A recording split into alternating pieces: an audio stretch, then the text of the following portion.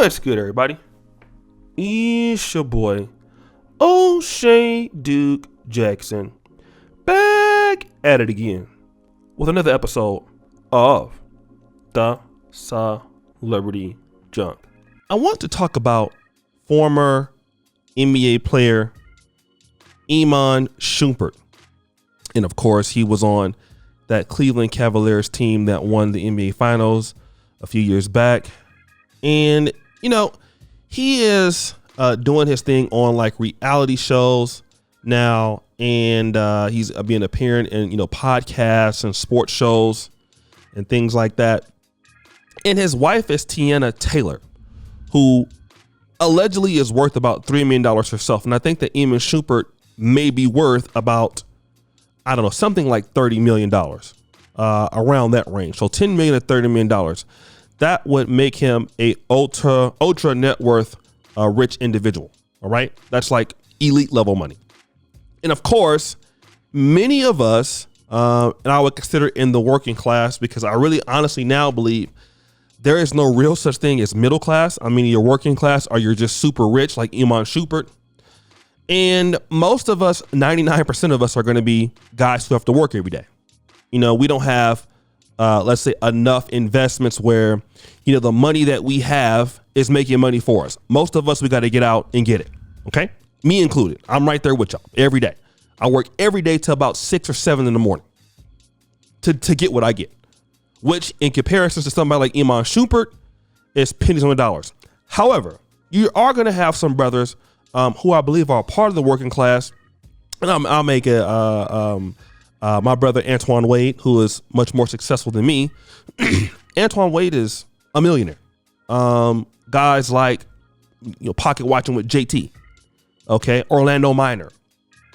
Those guys are much more financially successful than me because they've been making a lot of money for a long time, and they have things that that take the place of what they do every day. So they're talented enough, even though maybe not rich like Iman Shumpert, they're wealthy enough and they make enough money rather, where their wife or significant other would not have to work.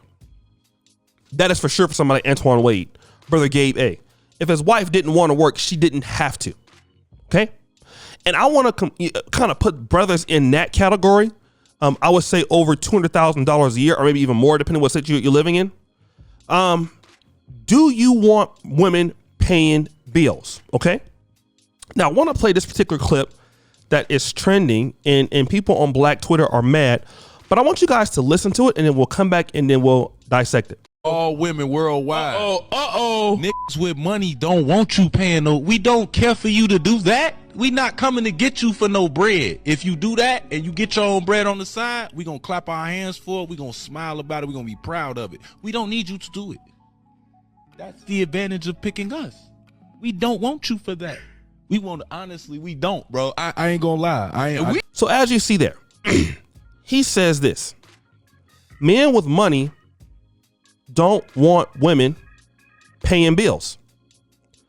The reason is that's why we're not dating you for that. We're dating you for other reasons. Okay? If you are a rich man, you are a high earning man, the last thing you're thinking about is a woman's money. Okay? Now, if you want to get some money, that's great. You want to do your things there, that's great. Okay? But now, here's the problem with a lot of guys who are not high earners. And I honestly believe, and this is no shot at anybody in the manosphere or the black manosphere, a lot of the complaints come from guys, not all the time, that are towards the lower working class to middle class about what's going on with women. And obviously money is not the only issue here. We can look at it and look at Will Smith. Super rich, way richer than Iman Shumpert, and you can still have problems. I understand that. But the reality is that men who are ultra providers tend not to have the same problems with women on average, in my opinion, that men who earn less have. For example, you're not going to see Iman Shumpert complaining about black women so much. He could, but he probably doesn't have to do that. Guys like Dr. Dre, guys who are even making over $500,000 a year, those guys typically don't have to complain about certain things because their situations are so good, and I'm pretty sure that they're confident in themselves. They can easily look at somebody and say, listen, this is what I got going on. You can take it or you can fucking leave it.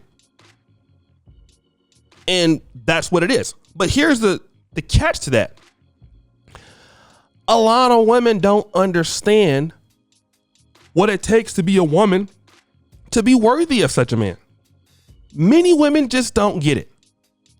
When you are a high earning man, a successful man, a lot of women want to be there. Unfortunately, they don't know how to add much value to stay there. That is the exact problem here. If you're a rich guy, a lot of girls want to talk to you. Why they should be there, they don't know. And usually they're not there. It takes a special woman for a man to say, out of all of the opportunities that I have, I'm going to take care of you. Okay? I'm going to invest in you. And typically, and what you see from ultra net worth, high net worthy guys that are not entertainers, usually that woman comes from a similar socioeconomic background, even if the guy was poor at first.